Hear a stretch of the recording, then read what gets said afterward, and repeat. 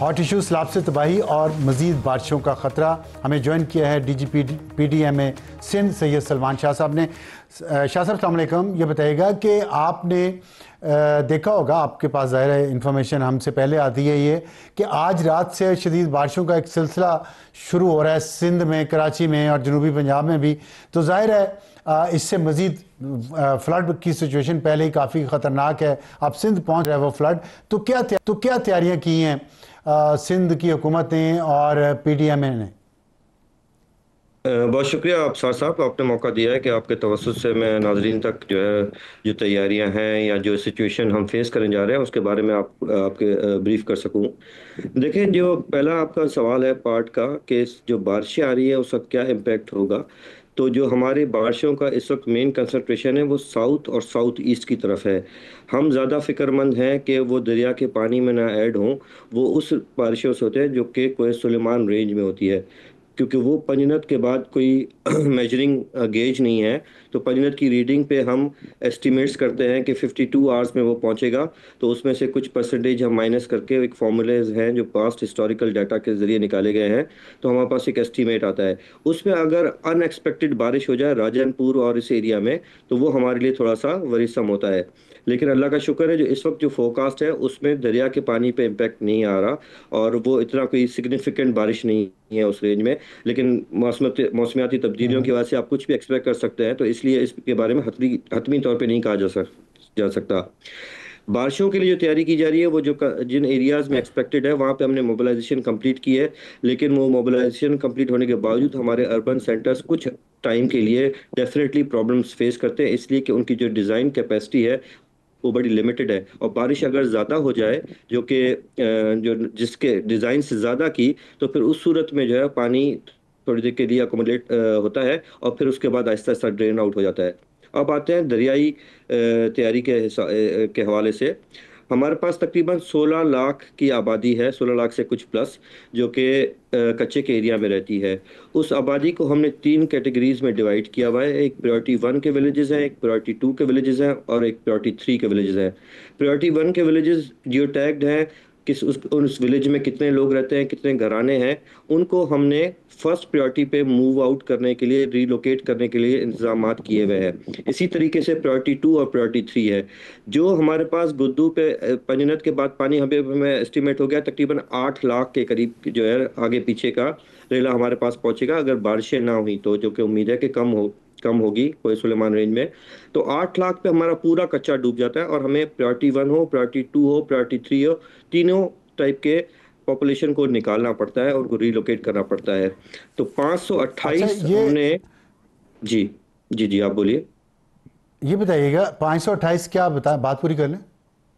जी, 528 relief camps हमने identify किए हैं, क्योंकि जो हमारा कच्चे का कल्चर है कि जो वहाँ पे रहने वाले लोग, स्पेशली जो प्रायोरिटी 1 या प्रायोरिटी 2 वाले हैं, वो बहुत फ्रीक्वेंटली इस सिचुएशन को फेस करते हैं आफ्टर एवरी थर्ड ईयर और फोर्थ ईयर।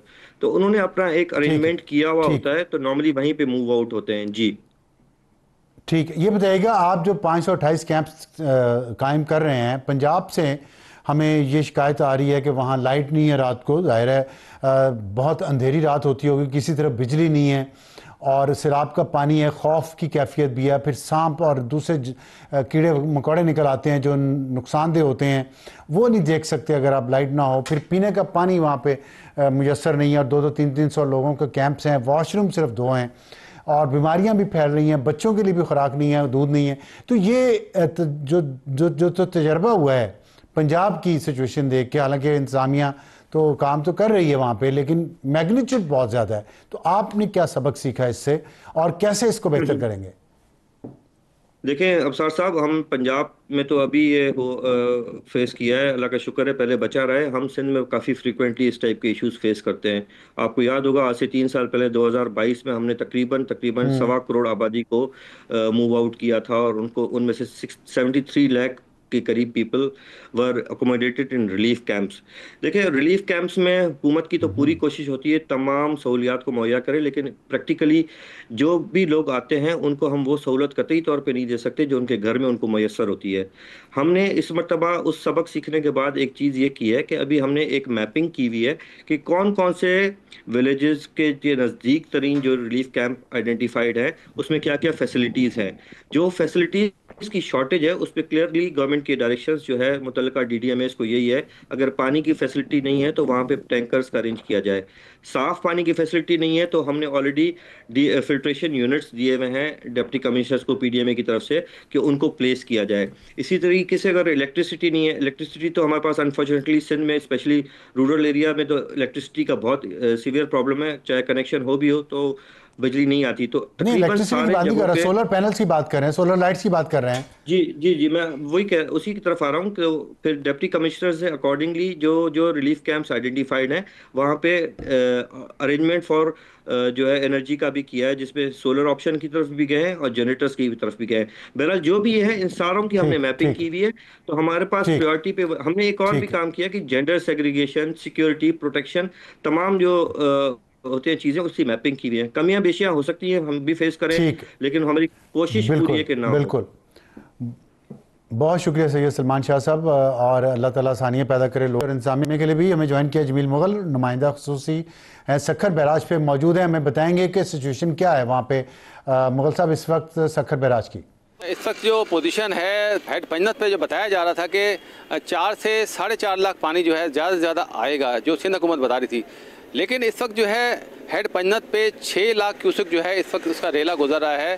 और जबकि दीगर इलाकों से जो है दरिया सिंध में जो पानी गुड्डू बैराज पर पहुंचेगा, तो बताया जा रहा है कि 8 लाख से भी ज़्यादा के रेले जो हैं गुड्डू बैराज पर 9 तारीख तक पहुंचेंगे। हुकूमत सिंध ने भी आज वज़ीर आला ने भी कहा है कि 8 लाख तक का पानी आएगा। ताम इस वक्त तैयारियां कैसी हैं वहाँ पे, वो तो है, तैयारियां कैसी हैं वहाँ पे आएगा और उसके ज़रिए जो है गुड्डू बैराज पर आएगा। तो सूरत हाल जो है हमें तैयारियां, जो सिंध हुकूमत का कहना है कि हमने तैयारियां तो इंतहाई ऊंचे दर्जे के सैलाब की हुई हैं, क्योंकि सखर डिवीज़न में जो है आपका क्या कहना है? अफसार भाई, अब तक सखर में जो बताया जा रहा है कि 155 फ्लड रिलीफ कैंप जो हैं वो कायम किए गए हैं। ताम इस वक्त तक कोई भी फ्लड रिलीफ कैंप जो है इस तरह फ़हाल नहीं है, वहाँ कोई भी सैलाब मुतासिर नहीं आया, क्योंकि कहा गया था कि जब हेड पंजत पर पानी आएगा, कितना पानी आएगा, उसके बाद ही कच्चे के इलाके में जो इलाका मकीन है जो सबसे ज़्यादा अफेक्ट होगा उनका जो मुस्तकबिल का फैसला किया जाएगा कि उन्हें कैसे निकाला जाए। ताहम आज कमिश्नर सखर ने जो है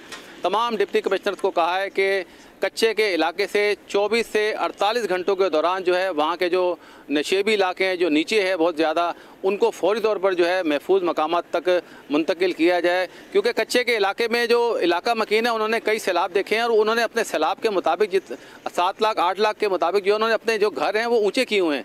तो कच्चे के इलाके से लोग आने के लिए तैयार ही नहीं है, जो हुकूमत की जानिब से तैयारी की ठीक है। जमील मुगल साहब, बहुत शुक्रिया। अर्बन फ्लडिंग का हल, और इसमें हल हम इसलिए बता रहे हैं कि मीडिया पे तनकीद की जाती है कि हम तनकीद तो बहुत करते हैं लेकिन हल नहीं बताते, तो हल आपको बता रही हैं मैमूना सतार इस छोटी सी रील में जो उन्होंने बनाई है, और जिसमें उन्होंने ये बताया है कि अर्बन फ्लडिंग के बहुत सारे हल हैं, उसमें से एक ये भी है, देखिए। क्या आपको पता है बारिश के पानी को महफूज करने के लिए बड़े डैम्स के अलावा भी तरीके मौजूद हैं? इनमें से एक रेन वाटर हार्वेस्टिंग, यानी going back to my first sentence, बारिश के पानी को महफूज बनाना है। माहिरीन के मुताबिक माहौलियाती तब्दीली से अब या तो बारिशें ना होने के बराबर होंगी, और जब होंगी तो बहुत होंगी। जब ज्यादा बारिश आता है तो ज्यादा पानी आता है, और जब ज्यादा पानी होगा तो हर शहर, हर गली अर्बन फ्लडिंग का शिकार हो सकती है। Rain water harvesting is one of the solutions जो कि घरों में, नेबरहुड्स में, कम्युनिटीज़ में छोटे बड़े पॉन्ड्स बनाकर की जा सकती है। पाकिस्तान की 4 बड़ी क्रॉप्स के लिए भी बारिश का पानी इस्तेमाल किया जा सकता है। सवाल ये है, रेन वाटर हार्वेस्टिंग करते कैसे हैं?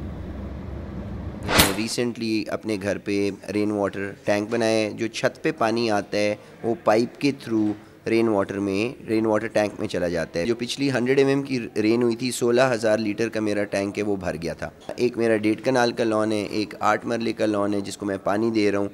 इस टेक्निक से आप न सिर्फ बारिश का पानी महफूज करके उसे सफाई धुलाई वगैरह के लिए इस्तेमाल कर सकते हैं, बल्कि टैंक्स या ज़ेरे ज़मीन कुओं में स्टोर भी कर सकते हैं। ऑस्ट्रेलिया, श्रीलंका समेत मुख्तलिफ ममालिक में रेन वाटर हार्वेस्ट पानी की स्टोरेज का अहम ज़रिया है। डैम्स के अलावा भी सोल्यूशंस मौजूद हैं। You just have to think smart and while we rebuild our houses, schools and other infrastructure, rain water harvesting का कॉन्सेप्ट ज़रूर जहन में रखिएगा। रेन वाटर हार्वेस्टिंग का कॉन्सेप्ट आपको बता दिया है, अब इस पे अमल करना आवाम का और हुकूमत का काम है।